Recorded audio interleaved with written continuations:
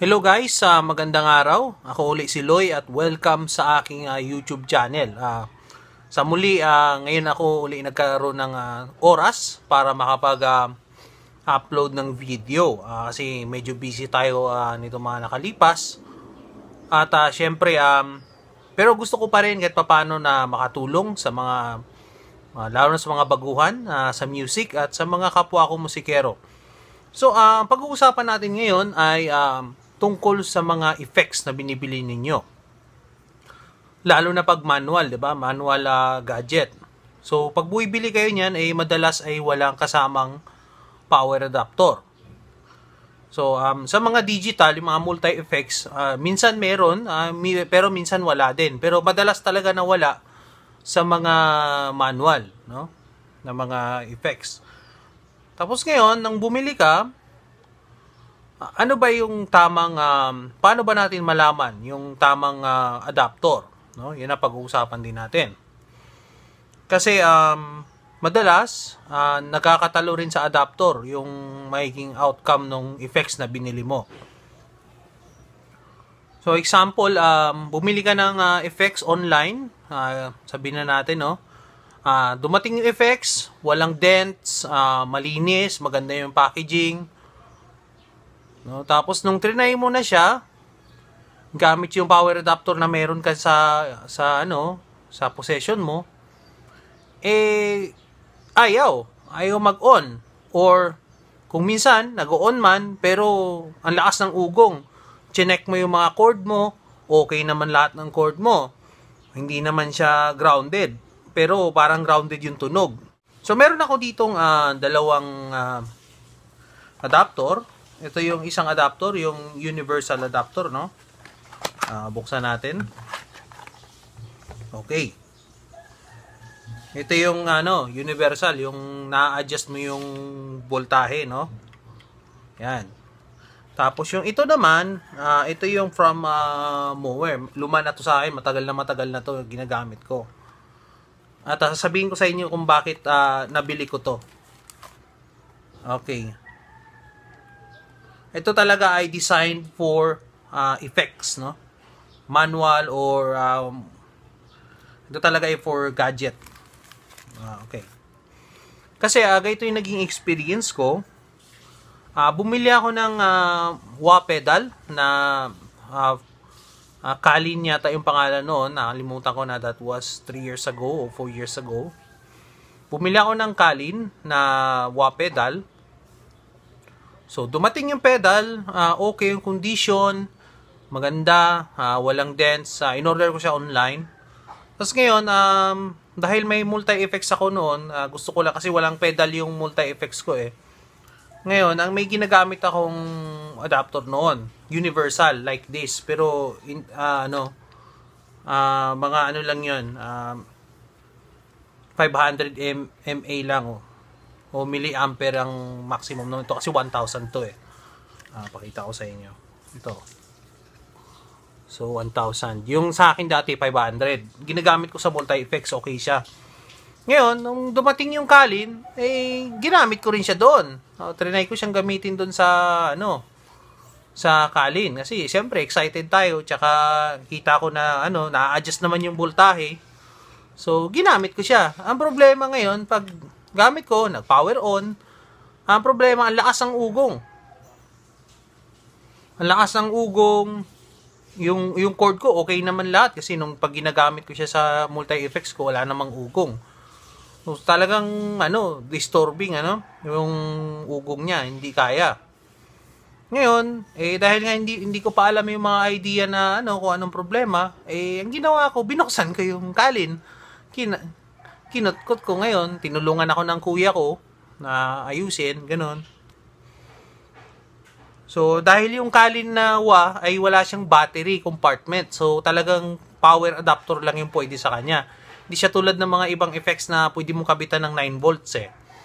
So, ngayon, hindi ko talaga naayos.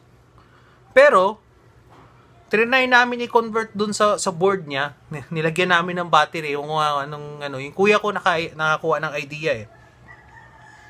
So nung kinabitan niya nung battery, tapos trinay namin inon, ayos, tahimik. So, sabi ng kuya ko, malamang sa adapter yung problema. Oo.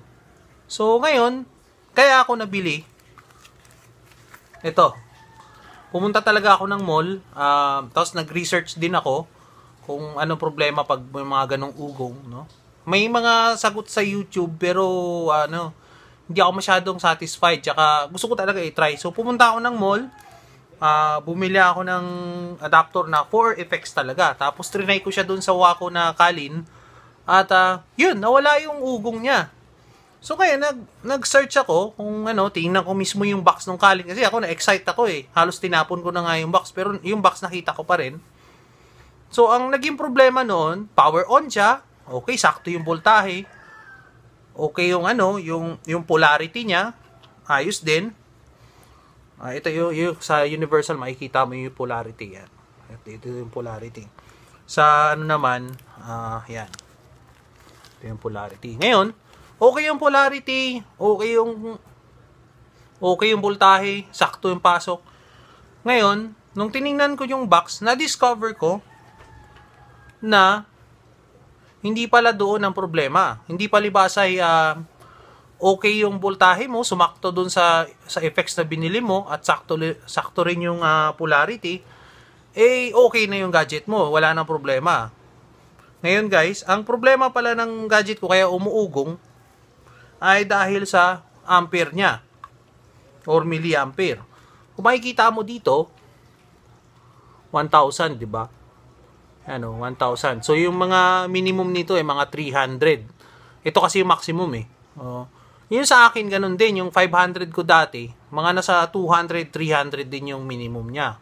Maximum niya ay 500 milliampere. Yan yung bitaw ng kuryente papunta dun sa effects mo. So, 9 volts, oo. Polarity niya kung positive o negative. Pero yung current yung current ng kuryente. So, dun pala nagkakatalo. Pag malakas masyado yung current na binibitaw niya dun sa effects mo, ugong talaga yan. Parang, parang may nag-short na cable. O may, ganon, grounded. So, ngayon, na-discover ko din dun sa box ng Kalinawa effects, na ang kaya niya lang palang i-take na ampere ay 15 lang. So 1.5 So ang layo dun sa 200 minimum nung dati kong adapter. So 15, so 200, so ugong talaga, sobrang ugong talaga. So ang kaya kasi nung Kalin ay 15 below. So pababa dun, mas mababang ampere o milliampere, mas maganda. So meron ako dito. Ito nga yung mower. So ito ay output niya ay 2 ampere lang. So, ayan o. So, kayang-kaya niya. Walang ugong. So, yun lang pala ang solution guys. Kahit na nag-on, sakto yung polarity, sakto yung voltahe. Pero kung yung ampere mo ay mali, ugong yan. So, yun ang number 1. So, number 2 naman ay okay yung effects mo. Nabili mo either sa mall, trinay mo sa mall, okay. Pero pag uwi mo, ginamit mo yung adapter mo. No? Pero hindi nag-on, hindi umon. Ito na, talaga mas matindi dito. Trinay mo naman siya na bilhin. Trinay mo dun sa mall na pinagbilhan mo, umon. Pero pagdating mo sa bahay ay hindi na nag-on using your adapter. So, simple lang yun guys. Tingnan mo kaagad yung effects mo kung positive o negative yung polarity. Ano yung polarity? Yan, ito yan. Makikita mo yan sa either sa malapit sa power adapter na saksakan. Yan, kita mo yan. Kung saan dyan yung naka-open, yan yung sundan mo. Yan. Ito ano to center negative o negative, di ba? Sa universal meron din yan. Ito. Pag hindi siya mag-on sa negative o tingnan mo na kagad yung adapter mo kung positive ba siya o negative. Ayun. Pag nakita mo na negative, ay sundan mo. Ngayon, paano kung yung adapter mo ay positive, no? Yung adapter mo positive, yung effects mo ay negative. So, hindi siya magpa-power. Anong gawin natin? So, yung ginawa ng kuya, kasi bumili yung kuya ko ng effects itong nakalipas lang.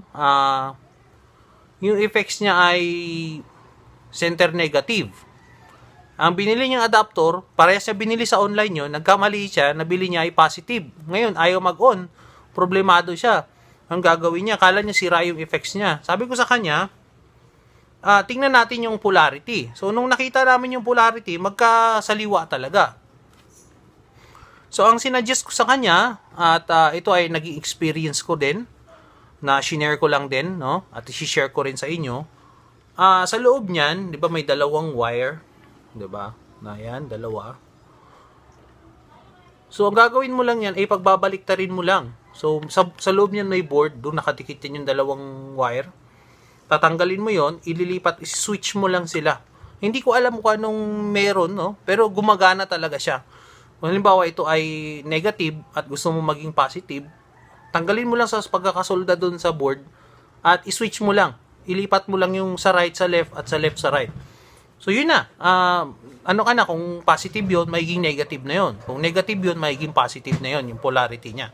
So ganun lang kasimple. Kung hindi kung hindi universal adapter yung ginagamit mo.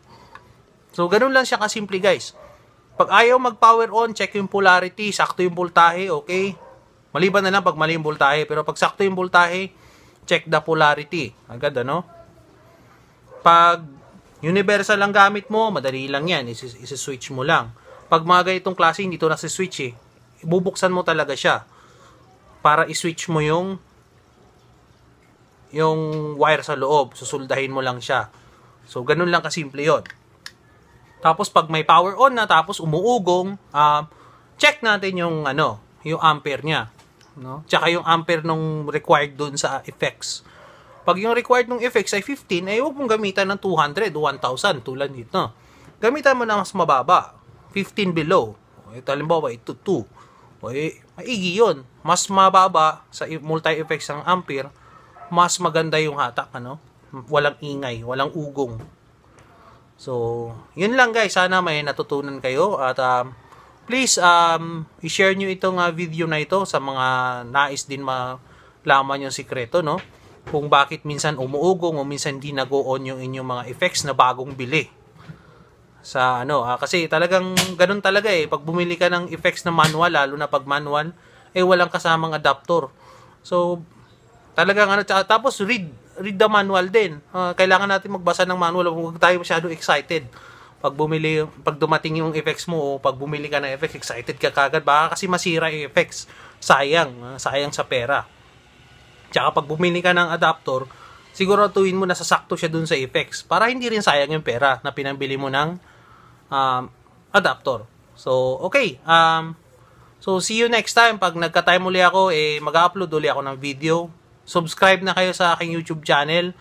At of course, like nyo rin yung aking Facebook page, Loy Tare. At kung may tanong kayo, okay lang, sasagutin natin yan sa abot na aking mga kaya. At salamat pala sa mga nagtanong nakaraan sa aking personal page. Sana'y natuwa kayo at sana'y nasagot ko ng maayos yung mga katanungan ninyo. At see you next time po. At bye. Bye muna.